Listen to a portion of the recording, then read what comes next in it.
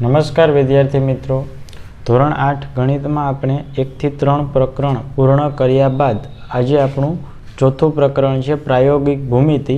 તેના વિશે વાત કરશું. હવે પ્રાયોગિક ભૂમિતિ એટલે કે તમારે રચનાઓ દોરવાની છે. અગાઉના એટલે કે 7મા ધોરણની અંદર તમે ત્રિકોણની રચના વિશે શીખી ગયા છો.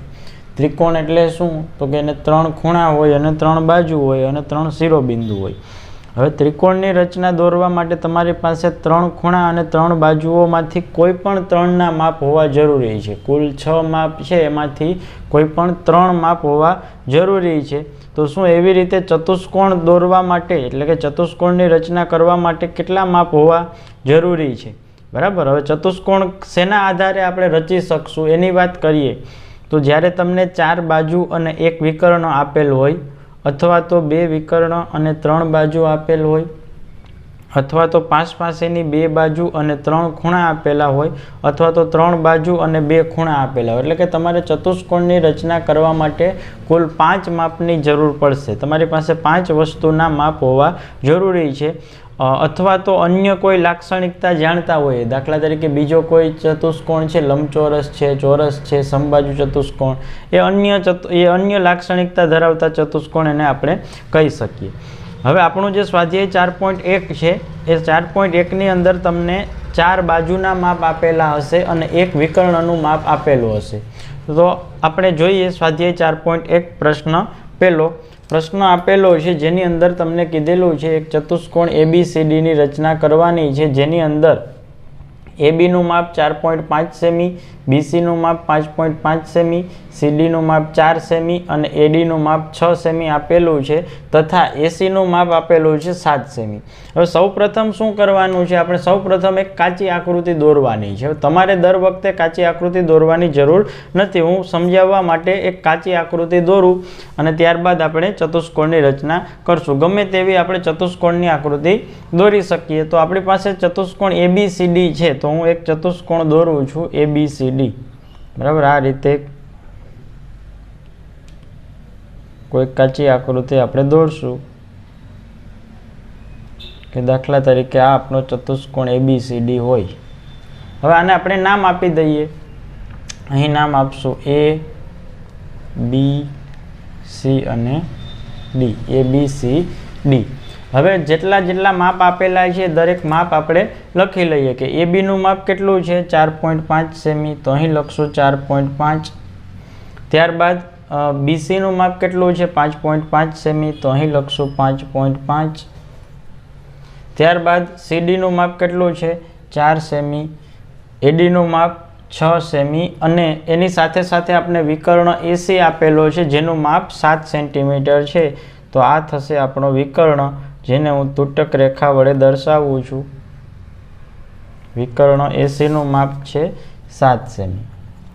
આ થઈ આપણી કાચી આકૃતિ. હવે આ કાચી આકૃતિ પરથી આપણે પાકી આકૃતિ તરફ આગળ વધશું. તમારે જે આકૃતિઓ છે દરેક પેન્સિલેથી દોરવાની છે. હું અહીં તમને વ્યવસ્થિત રીતે જોઈ શકું એટલા માટે હું બ્લેક પેનનો ઉપયોગ કરીને આકૃતિ દોરું છું, પણ તમારે પેન્સિલનો ઉપયોગ કરવાનો છે. હવે રચનાના મુદ્દાની વાત કરીએ તો મુદ્દા એટલે શું? આપણે જે વસ્તુ ડ્રો કરીએ, દોરીએ છીએ એને આપણે લખતા જશું. બરાબર. કઈ રીતે લખવા હું સમજાવું છું. હવે સૌ પ્રથમ તો પહેલું કામ શું કરવાનું છે? આપણે કોઈ પણ ઇમારત બનાવવી હોય તો શરૂઆત ક્યાંથી કરીએ? એના પાયાથી શરૂઆત કરીએ. તો એનો પાયો એટલે શું? તો આ ચતુષ્કોણનો પાયો એટલે AB. આપણે સૌ પ્રથમ AB દોરશું. બરાબર. ABનું માપ આપણે આપેલું છે 4.5 સેન્ટીમીટર. તો હું આ બાજુ રચનાના મુદ્દા લખું છું અને આ બાજુ આપણી આકૃતિ દોરું છું. તો AB એટલું માપ આપણે આપેલું છે 4.5 સેમી. તો ફૂટપટ્ટી વડે આ રીતે હું ફૂટપટ્ટીની અંદર 4.5 એટલે 4ની અને 5ની વચ્ચેનું માપ. 4.5 એટલે આ 0થી લઈને 4ની અને 5ની વચ્ચે. બરાબર. અહીં 4.5થી લઈને આ 0 સુધીનું માપ છે એ થશે આપણો રેખાખંડ AB. તો હું અહીં લખું છું બિંદુ A અને અહીં લખું છું બિંદુ B. બરાબર. જેનું માપ આપણી પાસે છે 4.5 સેન્ટીમીટર. હવે મેં પહેલું કામ શું કર્યું? તો કે રેખાખંડ ABની રચના કરી. એટલા માટે હું લખીશ સૌ પ્રથમ સૌ પ્રથમ 4.5 સેમી, કેટલા સેન્ટીમીટર લંબાઈ હતી? 4.5 સેમી. એટલા માટે લખશું સૌ પ્રથમ 4.5 સેમી લંબાઈનો રેખાખંડ AB રચો, અથવા તો રેખાખંડ AB દોરો. તમે કોઈ પણ શબ્દનો ઉપયોગ કરી શકો. બરાબર. પહેલું કામ મેં 4.5 સેન્ટીમીટર લંબાઈનો રેખાખંડ AB દોરેલો, તો મેં લખેલું કે સૌ પ્રથમ 4.5 સેમી લંબાઈનો રેખાખંડ AB રચો. હવે શું કરવાનું છે? આપણી પાસે A અને B બિંદુ મળી ગયા. હવે આપણે બિંદુ C અને બિંદુ D તરફ આગળ વધવાનું છે. તો હવે બિંદુ C છે એ જુઓ, આ B થી કેટલું દૂર છે? 5.5 સેમી, અને A થી કેટલું દૂર છે? 7 સેમી. બરાબર. બિંદુ C છે એ A થી 7 સેમી દૂર છે અને B થી 5.5 સેમી દૂર છે. તો A થી 7 સેમી ત્રિજ્યાનો હું એક ચાપ રચું છું. કઈ રીતે ચાપ દોરવો? તો આ ફૂટપટ્ટી છે એની અંદર 0 થી લઈને જે 15 સુધીના સેન્ટીમીટરના માપ આપેલા છે. આપણે કેટલા સેન્ટીમીટરની જરૂર છે? 7 સેન્ટીમીટર. તો આ રીતે આપણે પરિકરની અંદર 7 સેન્ટીમીટરનું માપ લઈએ. તો અહીં થશે 0 થી લઈને 7 સુધીનું માપ છે એ તમે જોઈ શકો છો. આ રીતે 0 થી લઈને 7 સુધીનું જે માપ છે, બરાબર, વ્યવસ્થિત રીતે જુઓ. 7 સેન્ટીમીટરનું માપ મેં લીધેલું છે. આ રીતે 7 સેન્ટીમીટરનું માપ લીધેલું. અને હવે કેન્દ્ર તરીકે કોને રાખશું? બિંદુ A ને. એટલે કે હું A બિંદુને કેન્દ્ર તરીકે રાખું છું અને 7 સેમી ત્રિજ્યાનો ચાપ રચીશ. ચાપ કઈ બાજુ રચશું? આપણે આ બાજુ રચશું, આ બાજુ નહીં. કેમ કે આપણે બિંદુ C તરફ આગળ વધીએ છીએ. કાચી આકૃતિ દોરવાનું કારણ એ જ છે કે જેથી કરીને આપણે ખ્યાલ આવે કે કયું બિંદુ ક્યાં આવેલું છે. બિંદુ C છે આ બાજુ ક્યાંક આવેલું હોવું જોઈએ. બરાબર. એટલા માટે હું આ રીતે 7 સેન્ટીમીટરનો એક ચાપ દોરું છું. હવે મેં જે વસ્તુ ડ્રો કરી એ વસ્તુ હું લખું છું કે બિંદુ, કયું બિંદુ હતું? બિંદુ A. એટલા માટે આપણે લખશું બિંદુ A ને કેન્દ્ર તરીકે લઈ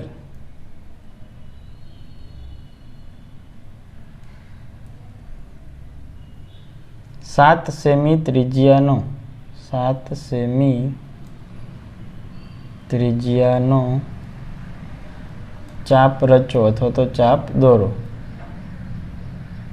બિંદુ A ને કેન્દ્ર તરીકે લઈ અને 7 સેન્ટીમીટર ત્રિજ્યાનો એક ચાપ દોર્યો. હવે બિંદુ C છે જેવી રીતે A થી 7 સેમી દૂર હતું એવી રીતે B થી કેટલું દૂર છે? 5.5 સેન્ટીમીટર. તો ફરીથી આપણે હવે શું કરશું?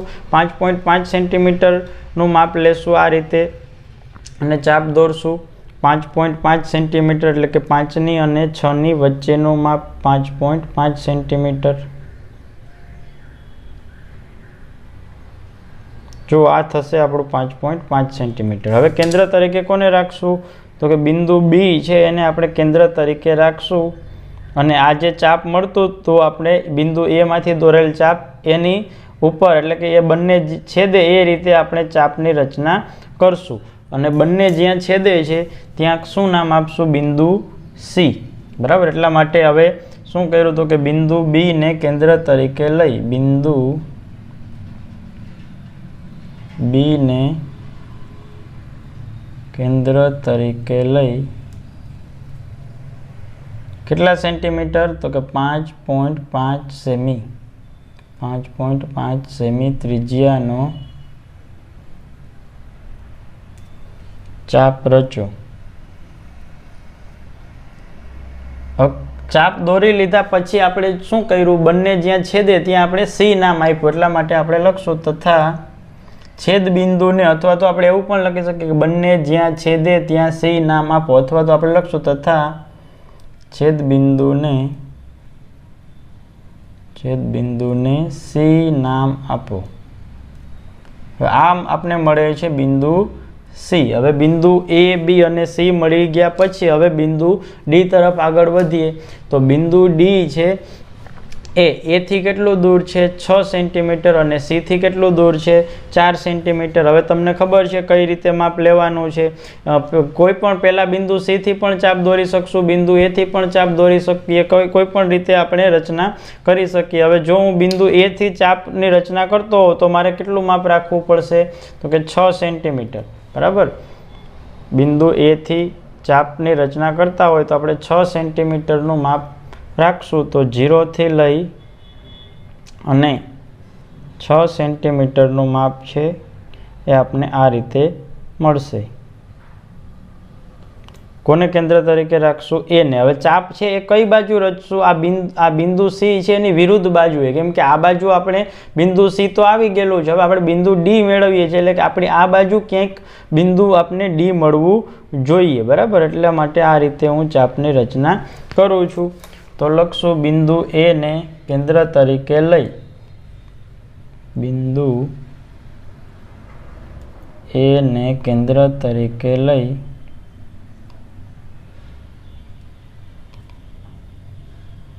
છ સેમી ત્રિજ્યાનું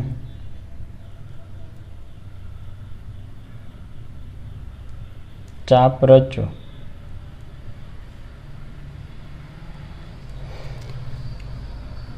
હવે શું કરશું?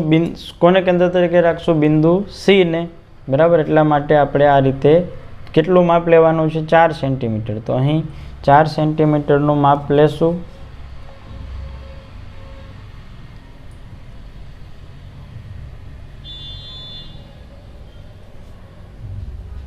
તો આ થશે આપણું 4 સેન્ટીમીટરનું માપ। અને હવે કેન્દ્ર તરીકે કોને રાખવાના છે? બિંદુ સી ને, બરાબર। આ રીતે બિંદુ સી ને કેન્દ્ર તરીકે લઈ અને 4 સેન્ટીમીટર ત્રિજ્યાનો ચાપ રચશું અને છેદ બિંદુને શું નામ આપશું? બિંદુ ડી। એટલા માટે આપણે લખશું બિંદુ સી ને કેન્દ્ર તરીકે લઈ બિંદુ સી ને કેન્દ્ર તરીકે લઈ 4 સેમી ત્રિજ્યાનો ચાપ રચો।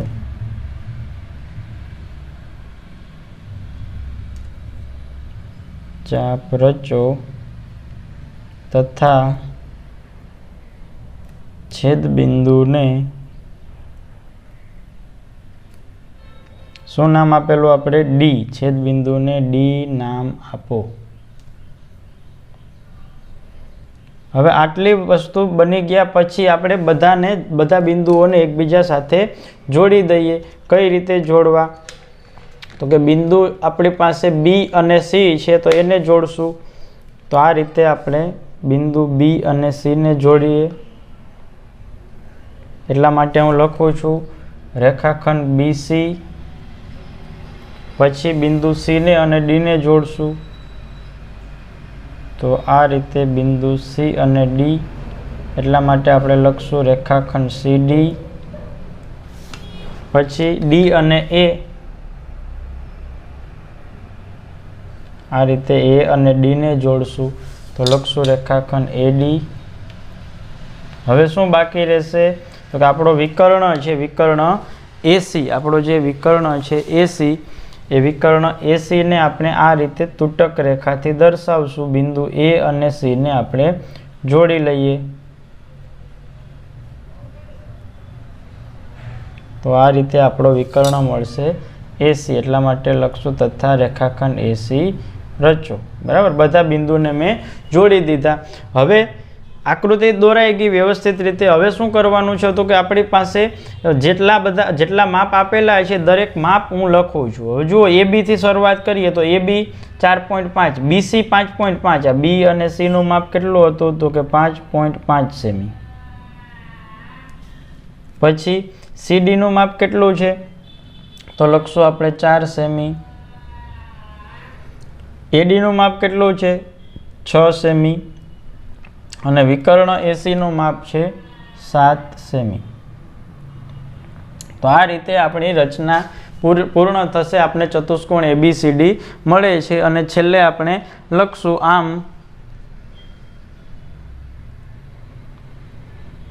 ચતુષ્કોણ ABCD એ માગ્યા મુજબનો ચતુષ્કોણ છે। માગ્યા મુજબનો ચતુષ્કોણ છે.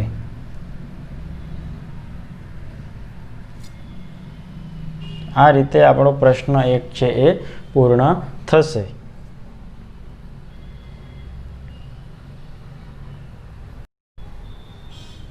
ત્યારબાદ આપણો બીજો પ્રશ્ન છે જેની અંદર આપણે ચતુષ્કોણ JUMP આપેલો છે, જેની અંદર JU 3.5 centimetre, UM 4 centimetre, MP 5 centimetre, PJ 4.5 centimetre અને PU 6.5 સેન્ટીમીટર. સૌ પ્રથમ આપણે શું કરવાનું છે, કાચી આકૃતિ દોરવાની છે. આ રીતે કોઈ એક ચતુષ્કોણની રચના કરું છું JUMP. દાખલા તરીકે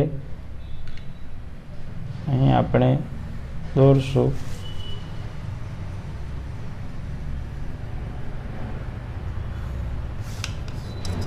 ગમે તેવા ચતુષ્કોણની આકૃતિ આપણે દોરી શકીએ.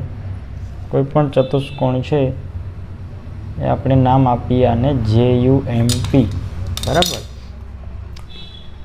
JUMP, JUM અને P. સૌ પ્રથમ આપણે માપ લખતા જઈશું. JU 3.5 સેન્ટીમીટર,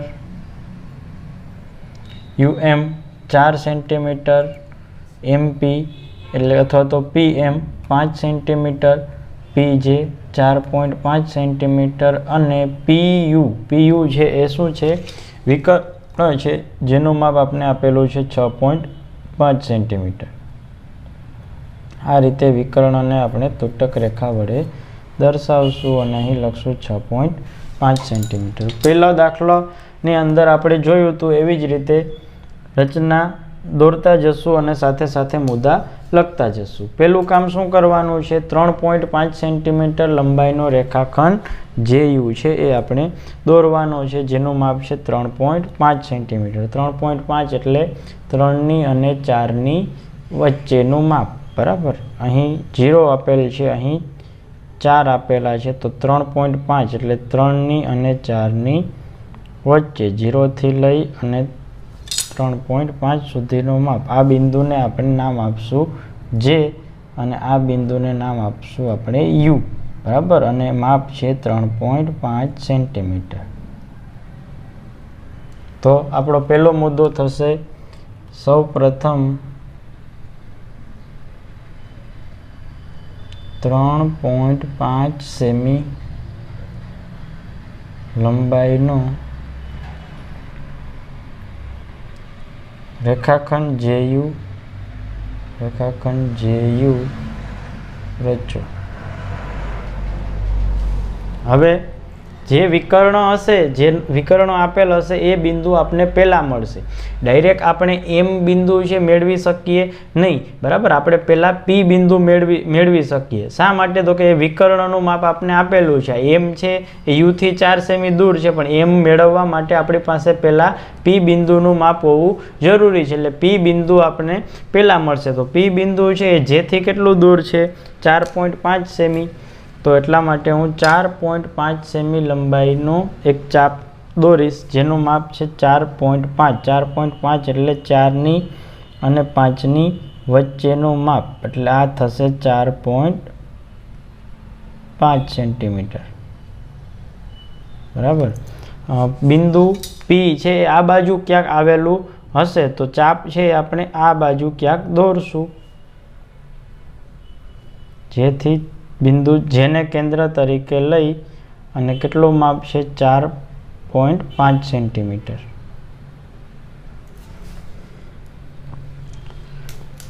તો આપણે લખશું, શું લખવાનું છે, બિંદુ જેને કેન્દ્ર તરીકે લઈ, બિંદુ જેને કેન્દ્ર તરીકે લઈ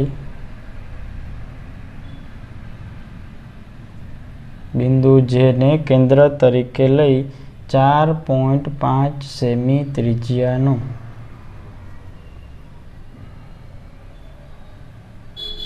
ચાપ રચો.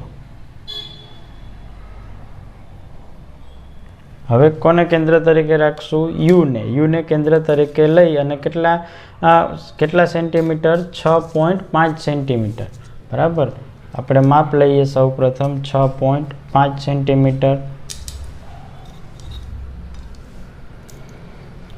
6 અને 7 વચ્ચેનું માપ 6.5.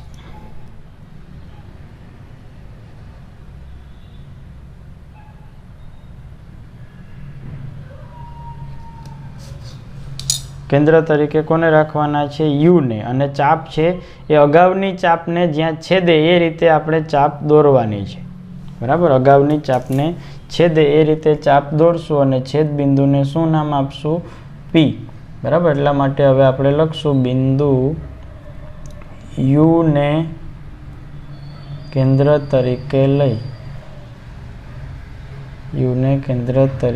લઈ 6.5 સેમી ત્રિજ્યાનો ચાપ રચો.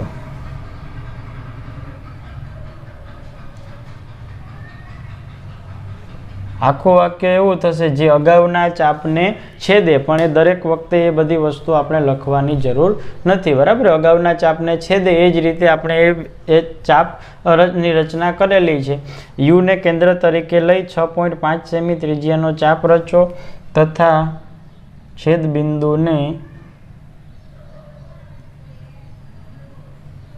બિંદુને પી નામ આપો. શું નામ આપેલું આપણે? પી. બરાબર. છેદ બિંદુને પી નામ આપો.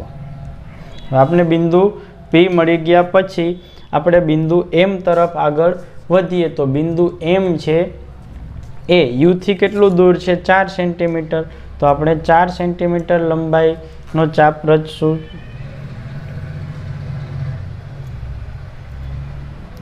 આ રીતે 4 સેન્ટીમીટર ત્રિજ્યાનું માપ લઈએ અને કેન્દ્ર તરીકે કોને રાખશું? બિંદુ યુને. બરાબર. હવે ચાપ છે એ કઈ બાજુ? તો કે આ પીની વિરુદ્ધ બાજુ આપણે ચાપ રચવાની છે. બરાબર. પી બિંદુ તો આપણે મળી ગયો. યુ એમ બિંદુ છે એ આપણું આ બાજુ ક્યાંક એમ આપણું બિંદુ એમ હોવું જોઈએ. બરાબર. એટલા માટે આપણે લખશું બિંદુ યુને કેન્દ્ર તરીકે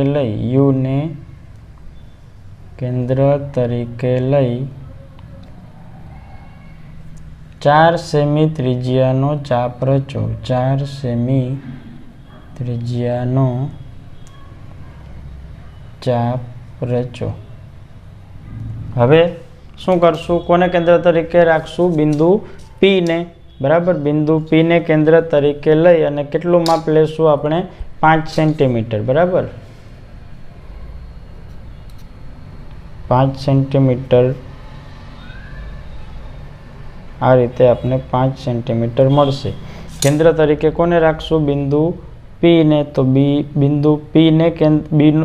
બિંદુ પી છે એ અહીં આપને મળતું હતું, તો એને આપણે કેન્દ્ર તરીકે લઈ અને 5 સેન્ટીમીટરનો આપણે ચાપ દોરશું. બરાબર. આ રીતે આપણે 5 સેન્ટીમીટરનો ચાપ મળશે અને બંને જ્યાં છેદે ત્યાં શું નામ આપશું આપણે? બિંદુ એમ. બરાબર. આપણે મુદ્દાની અંદર લખશું બિંદુ પી ને કેન્દ્ર તરીકે લઈ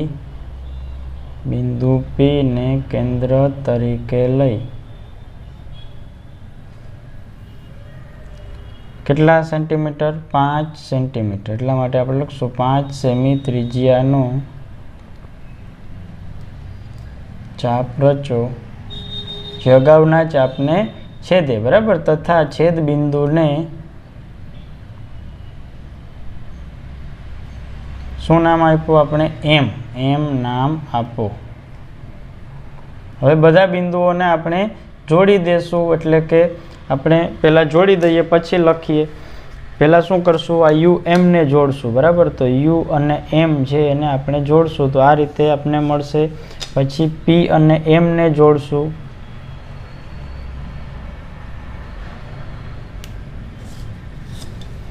પછી પી અને જેને આપણે જોડશું.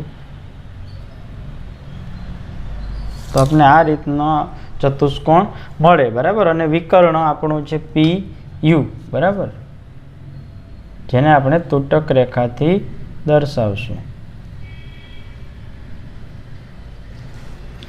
લખી લઈએ પહેલાં મુદ્દાની અંદર ક્યાં રેખાખંડ જોડ્યા, તો કે રેખાખંડ UM,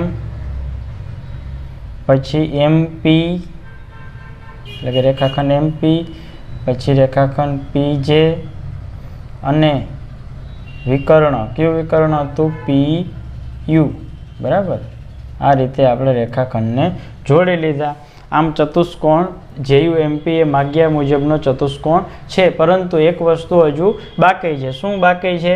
તો કે દરેક રેખાખંડના માપ લખવાના બાકી છે. આ UM થશે 4 સેમી, PM થશે 5 સેમી, PJ થશે 4.5 સેન્ટીમીટર અને આપણો વિકર્ણ છે PU એ આપણી પાસે 6.5 સેન્ટીમીટર માપનો છે, બરાબર. આ રીતે દરેક વસ્તુના માપ લખવા ફરજિયાત છે. અને છેલ્લે આપણે લખશું આમ ચતુષ્કોણ JUMP એ માગ્યા મુજબનો ચતુષ્કોણ છે. માગ્યા મુજબનો ચતુષ્કોણ છે. આ રીતે આપણો પ્રશ્ન નંબર 2 છે એ પૂર્ણ થશે.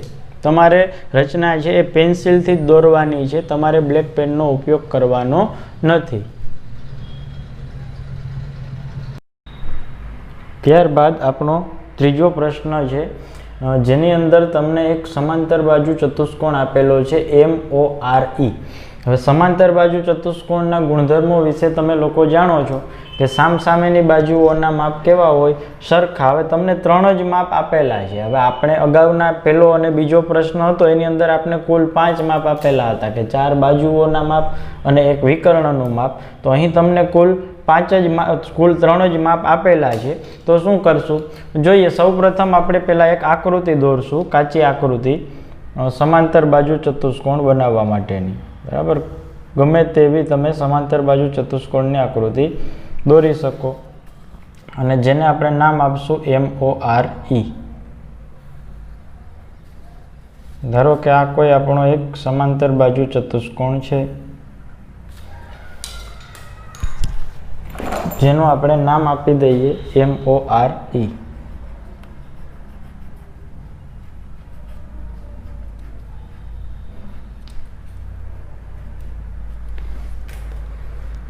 બરાબર. આ રીતે આપણું સમાંતર બાજુ ચતુષ્કોણ છે MORE.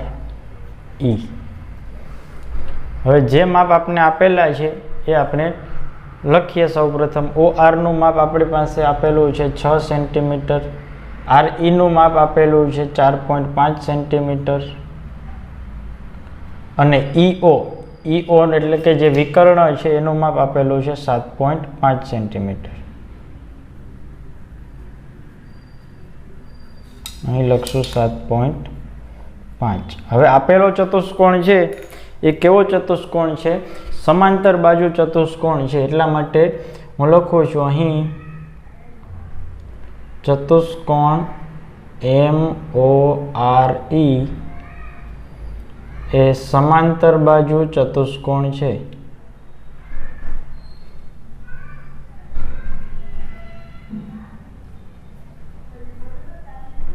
સમાંતર બાજુ ચતુષ્કોણ હોય તો એમાં આપણે જાણીએ છીએ કે સામસામેની બાજુઓના માપ કેવા હોય? સમાન, બરાબર. તો સામસામેની બાજુઓ એટલે કઈ? તો કે આપણે ER નું માપ આપેલું છે. OR થી શરૂઆત કરીએ. OR નું માપ જેટલું છે એટલું જ માપ કોનું થશે? EM નું અથવા તો ME, બરાબર. OR બરાબર EM બરાબર 6 સેમી. જો આ OR ની સામેની બાજુ છે ME અથવા તો EM, તો આનું માપ 6 સેમી હોય તો એની સામેની બાજુનું માપ પણ કેટલું થશે? 6 સેમી. અને એવી જ રીતે તથા હવે બીજી કઈ બે બાજુઓ આપણે આપેલી છે? RE આપેલું છે, તો RE બરાબર RE ની સામેની બાજુ કઈ થશે? OM, બરાબર. RE બરાબર OM બરાબર 4.5 સેન્ટીમીટર. શા માટે આવું બને છે? તો કે સામસામેની બાજુઓ છે એટલા માટે. હવે આપણી પાસે RE નું માપ 4.5 સેન્ટીમીટર હતું, તો MO અથવા તો MOM નું માપ પણ કેટલું થશે? 4.5 સેન્ટીમીટર. એવી જ રીતે OR નું માપ 6 હતું, તો એની સામેની બાજુનું માપ પણ કેટલું થશે? 6. હવે જુઓ આપણી પાસે કુલ 5 માપ છે, 1 2 3 4 અને એક વિકર્ણ. હવે પહેલા બંને દાખલાની જેમ જ આગળ વધશું. સૌપ્રથમ શું કરશું? પાયો દોરશું. પાયો એટલે કે OM અથવા તો MO. કેટલું માપ રાખવાનું છે? 4.5 સેન્ટીમીટર. બરાબર, એટલા માટે ફૂટપટ્ટી વડે આપણે 4.5 સેન્ટીમીટરનું માપ લઈ 4.5 એટલે 4ની અને 5ની વચ્ચેનું માપ. બરાબર, 0 થી લઈને 4.5 એટલે કે અહીં 0 થી લઈને 4.5, જેને આપણે નામ આપી દઈશું. આ બિંદુને નામ આપશું M અને આ બિંદુને નામ આપશું O. આપણો પહેલો મુદ્દો થશે સૌપ્રથમ 4.5 સેન્ટીમીટર લંબાઈનો 4.5 સેમી. એટલા માટે લખશું સૌપ્રથમ 4.5 સેમી લંબાઈનો રેખાખંડ MO અથવા તો રેખાખંડ OM રચો. હવે રેખાખંડ આપણે મળી ગયા પછી હવે આપણે કઈ બાજુ કઈ તરફ આગળ વધવાનું છે? આપણે પહેલા બિંદુ R મળશે કે બિંદુ E મળશે? મેં તમને બીજા પ્રશ્નની અંદર સમજાવેલું કે વિકર્ણ જે આપેલો છે એ બિંદુ આપને પહેલા મળશે. તો વિકર્ણ વાળું બિંદુ એટલે બિંદુ E. બરાબર, તો જુઓ બિંદુ E છે, M થી કેટલું દૂર છે? 6 સેમી અને O થી કેટલું દૂર છે? 7.5 સેમી. તો 6 સેમીનું માપ લેશું આપણે અને કેન્દ્ર તરીકે M ને રાખશું. બરાબર, ફૂટપટ્ટી વડે આપણે 6 સેન્ટીમીટરનું માપ લઈએ. બરાબર, આ રીતે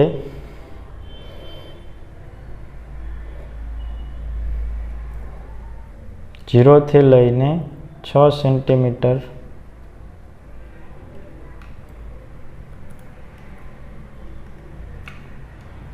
જો આ 6 સેન્ટીમીટરનું માપ આપણે મળે છે. કેન્દ્ર તરીકે કોને રાખશું? M ને. બરાબર, અને કઈ બાજુ ચાપ? આ E બિંદુ જ્યાં છે એ દિશામાં એ તરફ આપણે ચાપ દોરશું. બરાબર, 6 સેન્ટીમીટરનું માપ લઈ અને આ રીતે આપણે ચાપ દોરીએ. તો આપણે મુદ્દાની અંદર લખશું બિંદુ M ને કેન્દ્ર તરીકે લઈ બિંદુ M ને કેન્દ્ર તરીકે લઈ 6 સેમી ત્રિજ્યાનો ચાપ રચો. 6 સેમી ત્રિજ્યાનો ચાપ રચો. હવે બિંદુ E છે, જેવી રીતે M થી 6 સેમી દૂર છે એવી જ રીતે O થી કેટલું દૂર છે? 7.5 સેન્ટીમીટર. તો ફરીથી આપણે શું કરશું? હવે O ને કેન્દ્ર તરીકે લઈ અને 7.5 સેન્ટીમીટર ત્રિજ્યાનો આપણે ચાપ દોરશું. 7.5 એટલે 7ની અને 8ની વચ્ચેનું માપ. બરાબર, 7.5 આ રીતે આપણે 7.5 સેમીનું માપ છે એ મળશે. હવે કેન્દ્ર તરીકે કોને રાખશું? O ને. અને કઈ બાજુ ચાપ દોરવાની છે? અગાઉના ચાપને છેદે એ રીતે આપણે ચાપ દોરવાની છે. બરાબર, આ રીતે આપણે ચાપ દોરશું અને બંને જ્યાં છેદે ત્યાં શું નામ આપવાનું છે? E. બરાબર, મુદ્દાની અંદર આપણે લખશું બિંદુ, કયા બિંદુને કેન્દ્ર તરીકે રાખ્યું? O. બિંદુ O ને કેન્દ્ર તરીકે લઈ બિંદુ O ને કેન્દ્ર તરીકે લઈ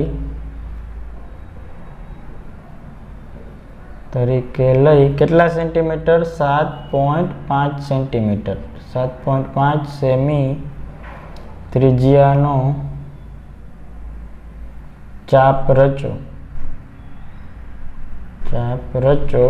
જે અગાઉના ચાપને છેદે છે. બરાબર, એ રીતે આપણે ચાપ દોરવાનો છે.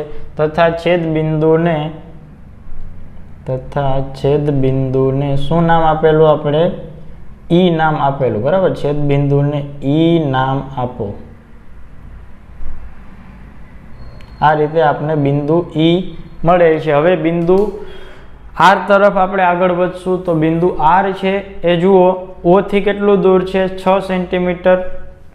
R છે એ O થી કેટલું દૂર છે 6 સેન્ટીમીટર અને E થી 4.5 સેન્ટીમીટર। તો શું કરશું, O ને કેન્દ્ર તરીકે લઈ અને 6 સેમી ત્રિજ્યા 6 સેન્ટીમીટરનું માપ આપણે મેળવીએ।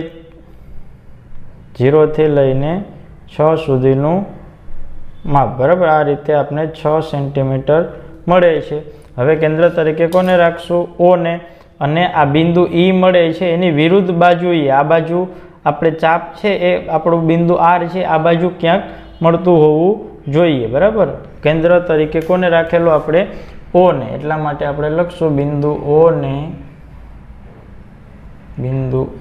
ને કેન્દ્ર તરીકે લઈ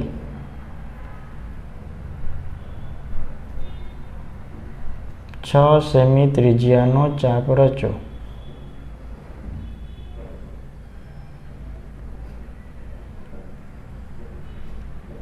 હવે E ને કેન્દ્ર તરીકે લઈને 4.5 સેમી ત્રિજ્યા, કેન્દ્ર તરીકે કોને રાખશું, E ને, 4.5 એટલે 4 અને 5 વચ્ચેનું માપ, બરાબર। આ રીતે 4.5 સેન્ટીમીટરનું માપ આપને મળશે। કેન્દ્ર તરીકે E, બરાબર, બિંદુ E ને કેન્દ્ર તરીકે લઈ આ થશે 4.5 સેમી અને બંને જ્યાં છેદે છે ત્યાં શું નામ આપશું, બિંદુ R, બરાબર। મુદ્દાની અંદર આપણે લખશું બિંદુ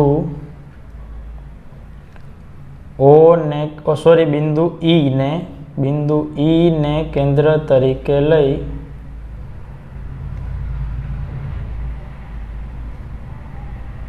કેટલા સેન્ટીમીટર, 4.5 સેન્ટીમીટર, 4.5 સેમી ત્રિજ્યાનો ચાપ રચો જે અગાઉના ચાપને છેદે છે, બરાબર। તથા છેદ બિંદુને શું નામ આપેલું આપણે, R, છેદ બિંદુને R નામ આપો। આ રીતે આપણે બિંદુ R મળે છે। હવે શું કરવાનું છે, બધા બિંદુઓને જોડી દઈએ। તો શું કરશું, OR ને જોડશું તો શું લખશું, રેખાખંડ OR, પછી રેખાખંડ RE અથવા તો ER અથવા તો ER પણ લખી શકો, પછી EM અથવા તો ME, તથા હજુ શું બાકી રહેશે, આ વિકર્ણ એટલે કે EO, બરાબર, OE અથવા તો EO રચો। હવે મેં મુદ્દો પહેલાં લખી નાખ્યો, હવે આપણે બિંદુને જોડી દઈએ, બરાબર।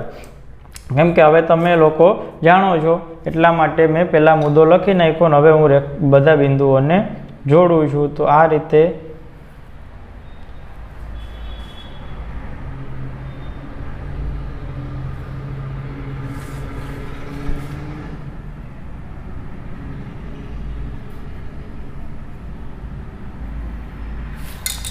આપણે ચતુષ્કોણ મળે। અને હજુ આપણે વિકર્ણ દોરીએ।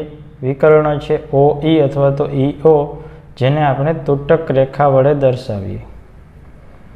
અને ત્યારબાદ આપણે બધાના જે માપ આપેલા છે એ માપ આપણે લખી નાખીએ। 4.5 સેમી, પછી અહીં લખશું 6 સેમી, અહીં 4.5 સેમી, ત્યારબાદ અહીં લખશું 6 સેમી અને વિકર્ણનું માપ આપણે આપેલું હતું 7.5 સેન્ટીમીટર। અને છેલ્લે આપણે લખશું આમ ચતુષ્કોણ, કયો ચતુષ્કોણ છે, તો કે MORE એ માગ્યા મુજબનો ચતુષ્કોણ છે, માગ્યા મુજબનો ચતુષ્કોણ છે। આ રીતે આપણો પ્રશ્ન નંબર 3 છે એ પૂર્ણ થશે।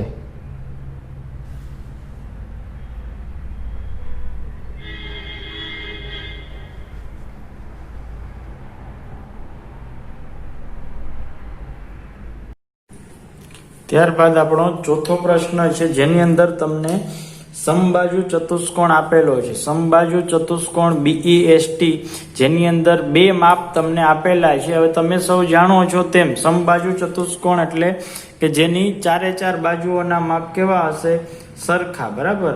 આપણે કોઈ પણ એક સમબાજુ ચતુષ્કોણ દોરીએ જેની અંદર ચારે ચાર બાજુઓ હોય છે એના માપ કેવા હોય? સરખા હોય. તો એક બાજુનું માપ આપેલું હોય તો એક બાજુના માપ પરથી તમે ચારે ચાર બાજુઓ છે એના માપ જાણી શકો. બરાબર. ધારો કે આ કોઈ એક આપણો સમબાજુ ચતુષ્કોણ છે, હું કાચી આકૃતિ દોરું છું, એમાં કોઈ મેં માપ લીધેલા નથી. બરાબર. ફક્ત સમજવા માટે મેં આકૃતિ દોરેલી છે. ધારો કે આ કોઈ એક સમબાજુ ચતુષ્કોણ છે જેને આપણે નામ આપી દઈએ. શું નામ આપેલું છે? BEST. બરાબર. BES અને T. જે માપ આપેલા છે, BE નું માપ આપણે આપેલું છે, BE નું માપ છે 4.5 સેન્ટીમીટર. બરાબર. BE નું માપ છે જે આપણે આપેલું છે 4.5. એવી જ રીતે ET એટલે જે આ વિકર્ણ આપેલો છે એ વિકર્ણનું માપ આપણે આપેલું છે 6 સેમી. હવે આપણે સમાંતર બાજુ ચતુષ્કોણની અંદર જે રીતે લખેલું એવી જ રીતે આપણે આની અંદર પણ લખશું કે ચતુષ્કોણ BEST, અહીં ચતુષ્કોણ BEST સમબાજુ ચતુષ્કોણ છે.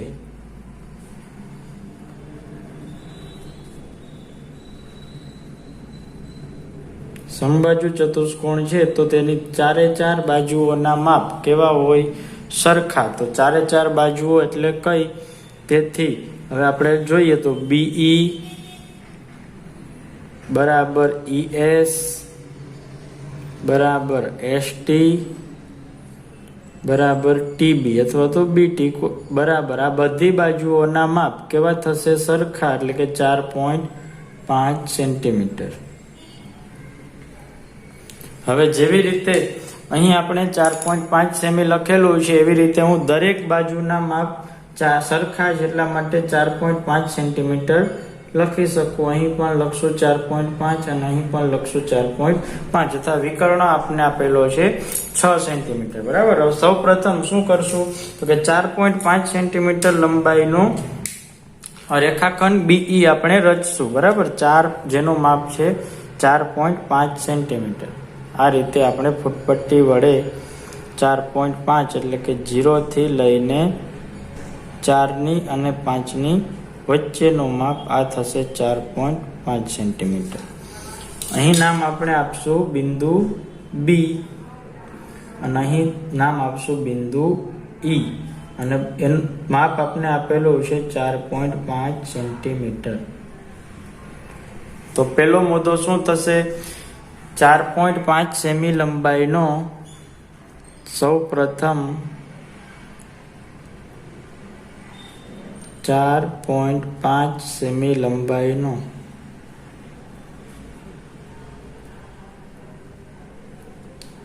રેખાખંડ BE રચો. રેખાખંડ BE મળી ગયા પછી આપણે વિકર્ણ તરફ આગળ વધશું. વિકર્ણ એટલે ET. બરાબર. તો T નું માપ કેટલું છે? 4.5 સેમી. T નું માપ છે B થી કેટલું છે? 4.5 સેમી અને E થી કેટલું છે? 6 સેમી. તો હું 6 સેન્ટીમીટર નું માપ લઈ અને ચાપ રચું છું. કેન્દ્ર તરીકે કોને રાખશું? E ને. તો 6 સેન્ટીમીટર નું માપ આપણે આ રીતે મળે છે. જુઓ 6 સેન્ટીમીટર.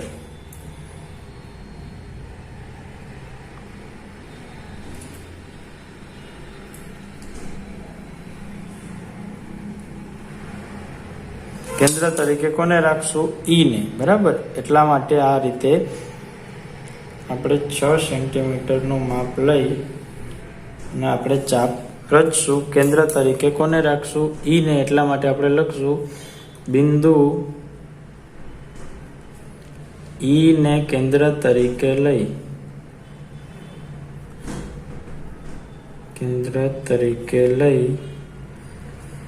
6 સેમી ત્રિજ્યાનો ચાપ રચો.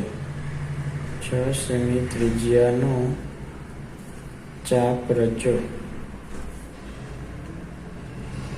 હવે બિંદુ E ને કેન્દ્ર તરીકે લઈ 6 સેમી ત્રિજ્યાનો ચાપ દોર્યા પછી હવે B ને કેન્દ્ર તરીકે રાખશું અને કેટલું માપ લેશું? 4.5 સેન્ટીમીટર. 4.5 સેન્ટીમીટર એટલે 4 ની અને 5 ની વચ્ચેનું માપ. આ રીતે આપણે 4.5 સેન્ટીમીટરનું માપ મળે છે. કેન્દ્ર તરીકે કોને રાખશું? B ને. બરાબર.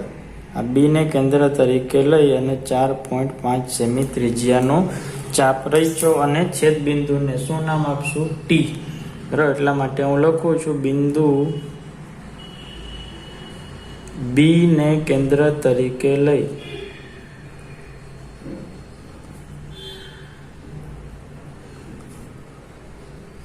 4.5 સેમી ત્રિજ્યાનો ચાપ રચ્યો.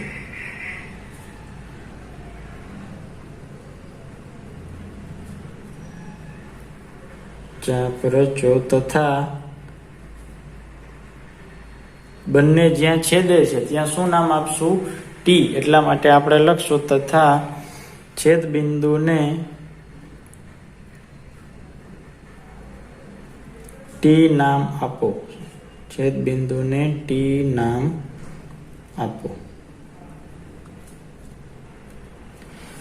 હવે બિંદુ S તરફ આગળ વધીએ તો બિંદુ S છે એ T થી કેટલું દૂર છે? 4.5 સેમી અને E થી કેટલું દૂર છે? 4.5 સેમી. 4.5 સેમી નું માપ મેં અગાઉ લીધેલું જ હતું. આ B ને કેન્દ્ર તરીકે રાખીને 4.5 સેમી ત્રિજ્યાની ચાપ રહી છે ત્યારે મેં માપ લીધેલું જ હતું. એને એ માપ રાખવાનું છે, એમાં કાંઈ ફેરફાર કરવાનો નથી. એક વખત ચાપ છે એ બિંદુ E ને કેન્દ્ર તરીકે રાખશું અને એક વખત ચાપ છે એ બિંદુ T ને કેન્દ્ર તરીકે રાખીને દોરશું.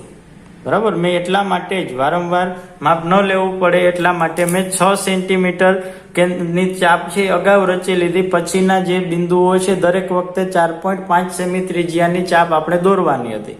બરાબર. હવે કોને કેન્દ્ર તરીકે રાખશું? આપણે મુદ્દા લખી નાખીએ. બિંદુ E ને કેન્દ્ર તરીકે લઈ કોઈ પણ મુદ્દો છે આ તમે પહેલા T બિંદુ વાળી ચાપ પણ અગાઉ દોરી શકો અને એનો મુદ્દો પણ લખી શકો. E બિંદુ વાળો મુદ્દો પણ લખી શકો. બિંદુ E ને કેન્દ્ર તરીકે લઈ 4.5 સેમી ત્રિજ્યાનો ચાપ રચો. ત્રિજ્યાનો ચાપ રચો. ત્યારબાદ બિંદુ T ને કેન્દ્ર તરીકે લઈ બિંદુ T ને કેન્દ્ર તરીકે લઈ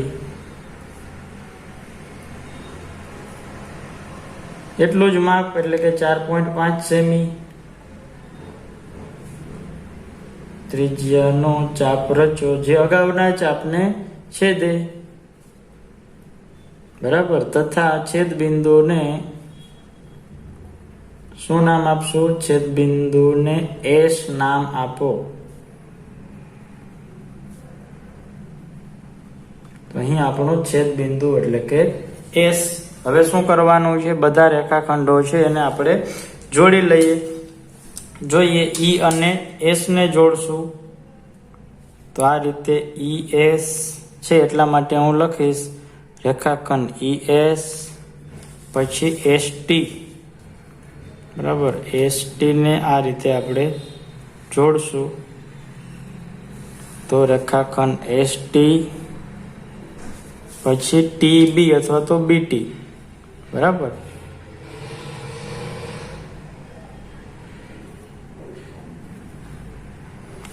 રેખાખંડ TB તથા વિકર્ણ. કયું વિકર્ણ છે? ET. બરાબર. તથા રેખાખંડ ET રચો. આપણે વિકર્ણ પણ દોરી લઈએ જેને આપણે તૂટક રેખા વડે દર્શાવીએ છીએ.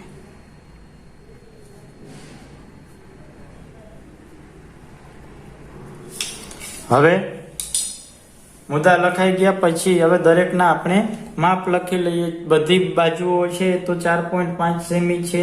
સમબાજુ ચતુષ્કોણ છે એટલા માટે આપણે લખશું 4.5 સેમી, અહીં પણ 4.5 સેમી અને વિકર્ણનું માપ છે 6 સેમી. આમ ચતુષ્કોણ BEST એ માગ્યા મુજબનો ચતુષ્કોણ છે. એ માગ્યા મુજબનો ચતુષ્કોણ છે. આ રીતે આપણો સ્વાધ્યાય 4.1 છે એ પૂર્ણ થશે અને તમારે દરેક રચના છે એ પેન્સિલેથી જ લખવાની છે. મુદ્દા લખવામાં બોલપેનનો ઉપયોગ કરવાનો છે, પણ રચનાની જે આકૃતિ દોરવામાં તમારે બોલપેનનો ઉપયોગ કરવાનો નથી. હું પેન્સિલ વડે દોરું તો એ આકૃતિને તમે સ્પષ્ટ રીતે ન જોઈ શકો, એટલા માટે હું દરેક આકૃતિ છે એને બ્લેક પેનના ઉપયોગથી ડ્રો કરું છું. તમારે ફરજિયાતપણે પેન્સિલથી જ આકૃતિ દોરવાની છે.